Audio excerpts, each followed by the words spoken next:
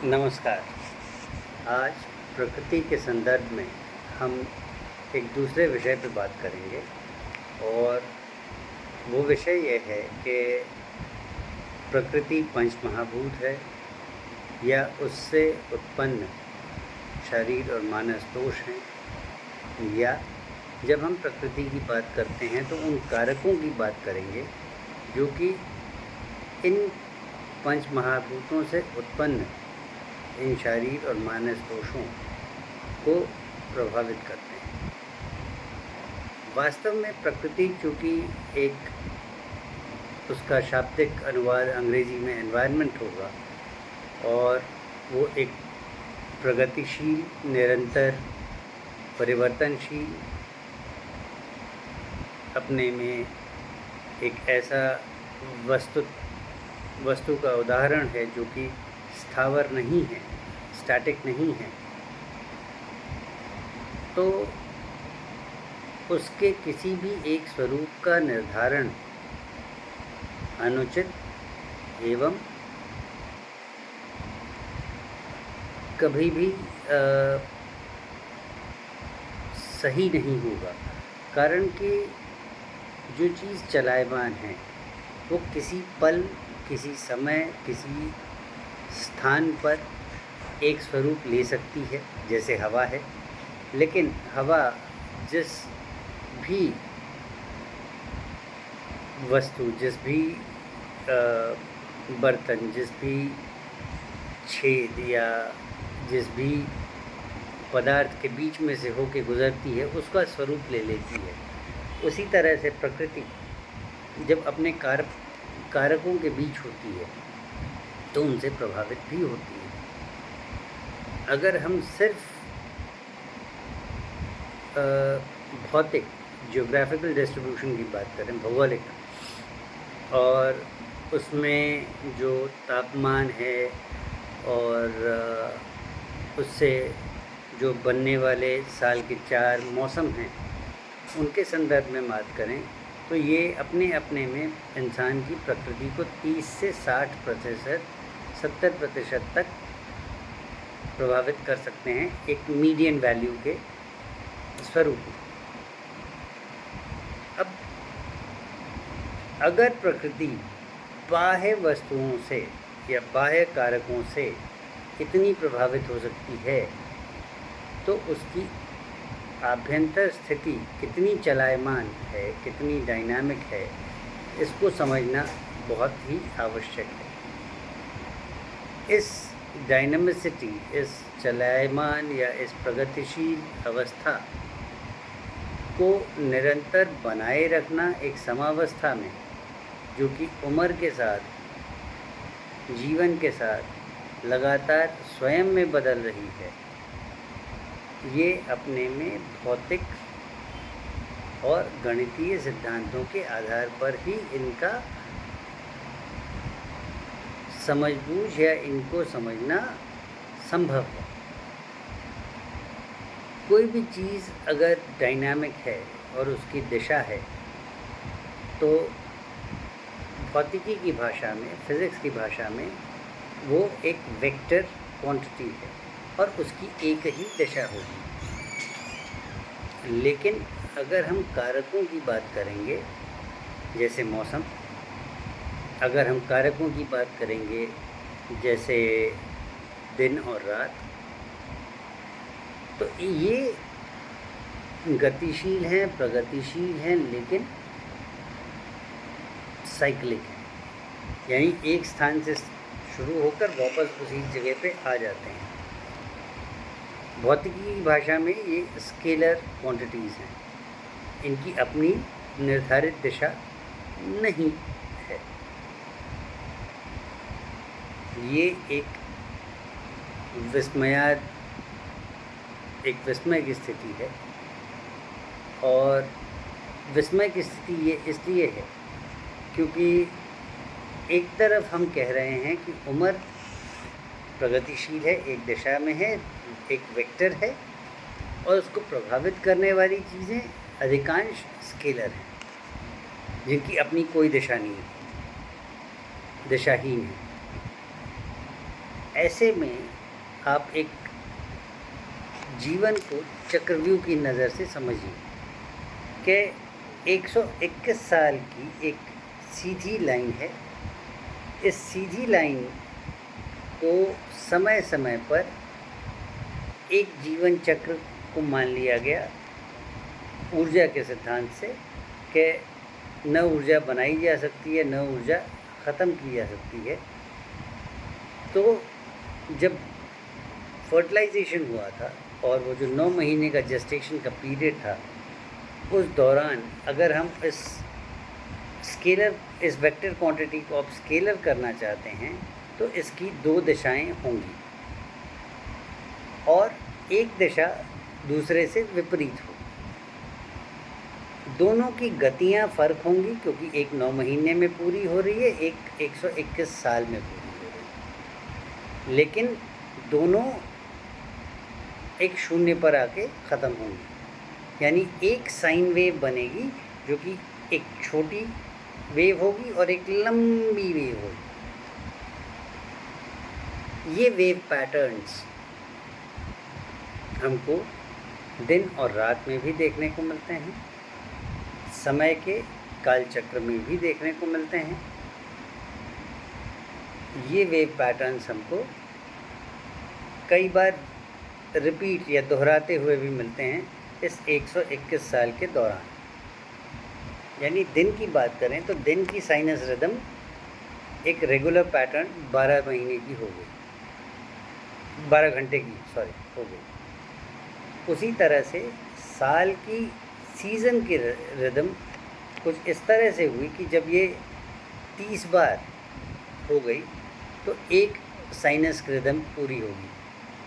यानी 15 दिन पे ऊपर और 15 दिन पे नीचे, और ऐसा जब 12 बार होगा तब एक साल का कालचक्र पूरा होगा जो कि वापस फिर यहाँ से रिपीट होगा। ऐसे इंटरसेक्टिंग वेव पैटर्न्स जब आपस में जहाँ जहाँ टकराते हैं, जहाँ जहाँ वो एक शून्य के करीब आते हैं और जहाँ जहाँ वो एक दूसरे से बहुत दूर जाते हैं, ऐसे में वो इंटरफेरेंस और कन्फ्लुएंस, कंस्ट्रक्टिव और डिस्ट्रक्टिव इंटरफेरेंस एक दूसरी भाषा होगी जो कि स्वरूप लेते हैं। जिसका मतलब होता है कि इंसान की अपनी जो 121 साल के जीवन पर्यंत साइकिल तो है नहीं वो, लेकिन जो साइन वेव एक 9 महीने के बाद 121 साल तक चलनी है,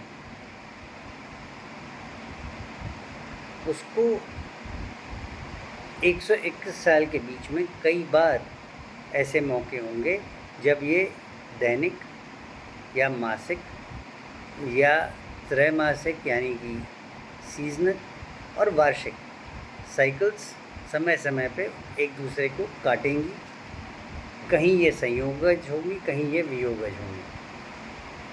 जब जब ऐसे में इंसान की प्रकृति का वेव पैटर्न कफ से पित्त, पित्त से वात, वात से क्षय या क्षय इस दिशा में बढ़ रहा होगा, जहाँ जहाँ ये संयोगज होगी वो अवस्था इंसान की प्रकृति के अनुकूल होने के कारण कंस्ट्रक्टिव हो जाएगी, और जब जब ये वियोगज होगी ये डिस्ट्रक्टिव होगी। इस प्रक्रिया को बैलेंस करना, इस संयोग और वियोग के वेव पैटर्न्स को बैलेंस करना वास्तव में थर्मोडायनामिक इक्विलिब्रियम की बात है।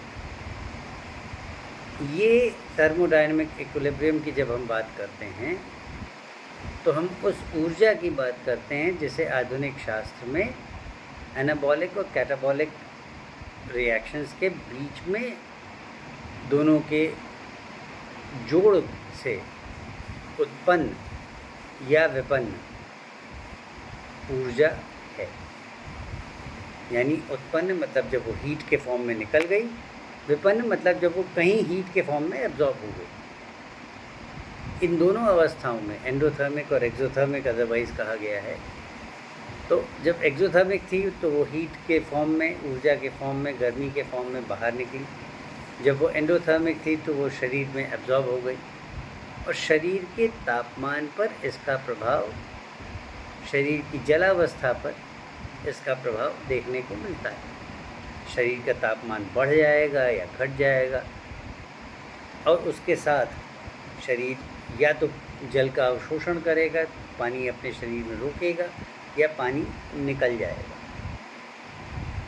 यानी अग्नि और जल महाभूत पंच महाभौतिक स्वरूप में अगर हम बात करें तो इनका बैलेंस जो है वो आपकी उम्र को निर्धारित करेगा।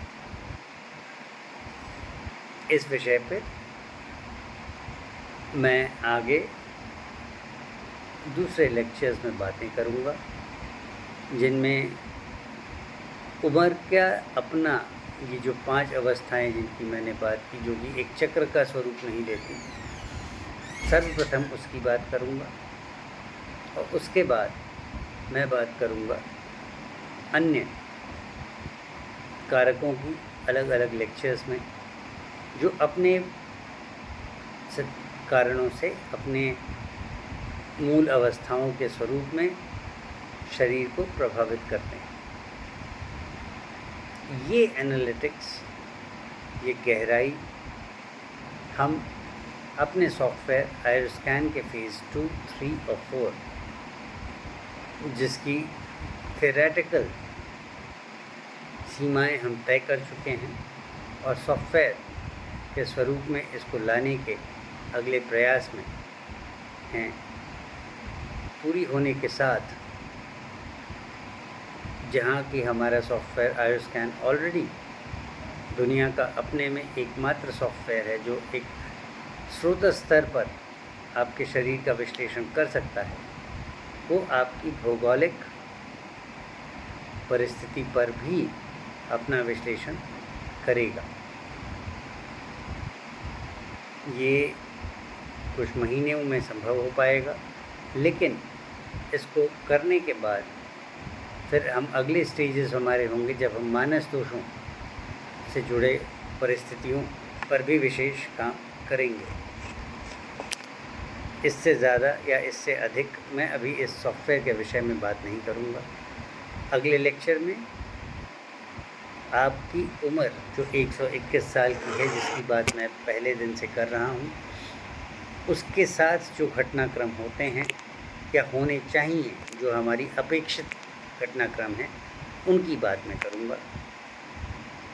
रोग क्या है और वो इससे फ़र्क कैसे हो जाता है, उस पे कुछ दृष्टिकोण होंगे। इस गहराई को समझने के लिए या इस गहराई के आधार पर कोई भी चिकित्सा प्राप्त करने के लिए आप मुझसे व्यक्तिगत रूप से संपर्क कर सकते हैं।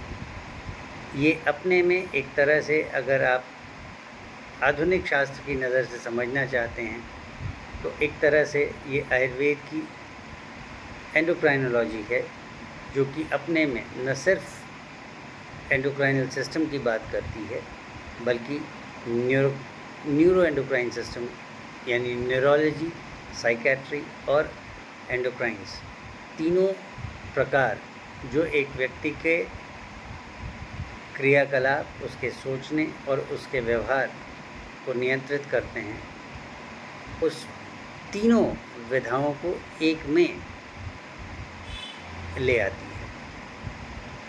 अपने में ये एक बहुत ही गहरी विधा है और अनफॉर्चुनेटली इस पर कोई विशेष विषय या सब्जेक्ट या कोर्स हमारे आयुर्वेद करिकुलम्स में नहीं है। ये एक कमी है जिसको कि कहीं न कहीं हम दूर करने का प्रयास भी कर रहे हैं।